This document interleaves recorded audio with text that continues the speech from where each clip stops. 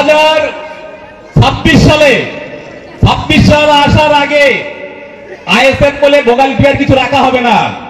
কারণ আমরা ঘরের টাকা দিচ্ছি, আমরা বর্ষাকালে তেরপল দিচ্ছি, ঈদের সময় শাড়ি দিচ্ছে, কেটা দিচ্ছে আমাদের সওগাত ভাই। ঈদের সময় শাড়ি দিচ্ছে, পুজোর সময় শাড়ি দিচ্ছে, বর্ষার সময় ছাতা দিচ্ছে। এত কিছু দেওয়ার পরে তারপরে যদি আবার ফের মনে করো আমরা আইএসএফটা করবো, ওইটা ভেবো না। আমরা খেতেও ফলাবো, খামারেও ফলাবো, পরিষ্কার করে বলে যাচ্ছি। আমরা তাই প্রত্যেকের মাথায় রেখে দিতে হবে, আমাদের আগামী দিনে নওশাদ সিদ্দিকী এখানে উন্নয়ন কিছু করেনি। ওর কাজ হচ্ছে সাধারণ মানুষের সঙ্গে প্রতারণা করা, সাধারণ মানুষের সঙ্গে ধোঁকাবাজি দেওয়া। এবং কি বলেছিল মনে আছে? বলে আমি বিধায়ক হবার পরে আমি যে বিধায়ক কোটার টাকা পাবো, আমি সারা ভাঙড় 1 নম্বর 2 নম্বর সব এক জায়গায় জড়ো করবো। জড়ো করে আমার বিধায়ক লটের টাকাটা কোথায় যাচ্ছে কি হচ্ছে আমি সবাইকে জানিয়ে দেবো। 9 করে 4 বছর হয়ে গেল, 9 করে 4 বছর হয়ে গেল। নওশাদ সিদ্দিক এরকম কোন জমায়েত করেছে? নওশাদ সিদ্দিক কোন জমায়েত করেছে? জমায়েত করে বলেছে যে আমার বিধায়ক লটের টাকা, এই টাকাতে আমরা এই কাজটা করে বেড়াচ্ছি, এই টাকাতে আমরা এই কাজটা করছি। নওশাদ সিদ্দিক বলেছে কোনদিন? ওর বলার ক্ষমতা নেই, ও ধরারে সারা ভাবে। নওশাদ সিদ্দিক ধরারে সারা ভাবে। এমএলএ হওয়ার আগে প্রচুর কথা বলেছিল ভাঙড়ে এলাকার মানুষের আমরা কর্মস্থান করে দেব, আমরা সাধারণ মানুষের পাশে থাকবো। তারে ধরে পাওয়া যায় না। উন্নয়ন তো করা দূরের কথা, সে ভাঙড়ে কখন আসে তার খুঁজে পাওয়া যায় না।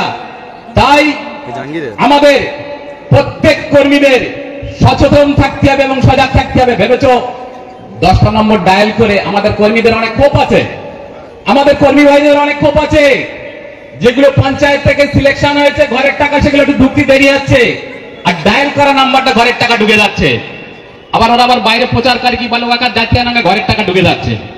ঘরের টাকা নিবি আর সবকিছু দিদির কাছ থেকে সুযোগ সুবিধা নিবি, আর ভাইজানের মিটনি যাবে নাস্তি। সেদিন আর নেই। যারা ঘরের টাকা পাচ্ছে এবং উন্নয়নের সমস্ত কিছু লেচ্ছে, প্রত্যেককে তৃণমূল কংগ্রেস করতে হবে। আর আমরা 2008 সালে যখন পঞ্চায়েতে আসি, তখন সিপিএম এর শেকড়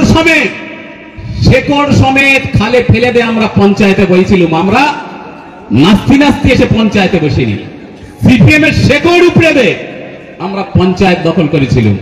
আর তোমাদের তো কোনো শেকড় নেই, তোমাদের গাছের কোনো শেকড় নেই, তোমাদের গাছের কোনো ডালপালা নেই। তোমরা আলোকে ভেসে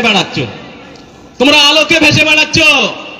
তোমাদের এই আলোকে ভেসে বেড়ানির দিন বেশি দিন থাকবে না। তাই আমরা দল অনেক দিন থেকে আমাদের তৃণমূল কংগ্রেসটা ভোগালিট হয়ে আছে।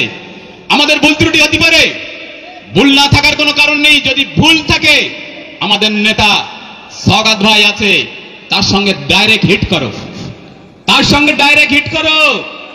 সঙ্গে যোগাযোগ করো। আমাদের যদি ভুল ত্রুটি থাকে তার কাছে আমাদের বিরুদ্ধে কমপ্লেন করো, কিন্তু দলটা তৃণমূল করতে হবে না। প্রত্যেকের কাছে অনুরোধ, কোন আইএসএফ বলে কিছু রাখা যাবে না। যারা পশ্চিমবাংলায় যাদের কোনো অস্তিত্ব নেই, ভাঙড়ে একটা সিট দিতে মনে করে দিল্লি বসে রয়েছে। হ্যাঁ, ভাঙড়ে একটা সিট দিতে মনে করে আমরা দিল্লি বসে রয়েছি। 2026 সালে সেই স্বপ্ন যেন আর দেখো না। তার আগে ভোগালী 2 থেকে আইএসএফ আমাদের কর্মীরা যেভাবে সচেতন এবং সজাগ হয়েছে এবং যেভাবে উঠে পড়ে লেগেছে আজকের এই সম্মেলনে, তার প্রমাণ হয়ে গেছে। ভোগালী 2 থেকে আমরা 26 সালে ব্যাপক ভোটে লিড হবে। এবং যারা ভুল করে আইএসএফ পদ্ধতি যেন আর না করে, এটা প্রত্যেকের কাছে অনুরোধ। এটুকু বলে সবাইকে আন্তরিক ধন্যবাদ জানিয়ে আমি আমার ক্ষুদ্র বক্তব্য শেষ করছি। জয় হিন্দ, বন্দে মাতরম। তৃণমূল কংগ্রেস জিন্দাবাদ, মমতা ব্যানার্জি জিন্দাবাদ, আমাদের নেতা সওগাত ভাই জিন্দাবাদ।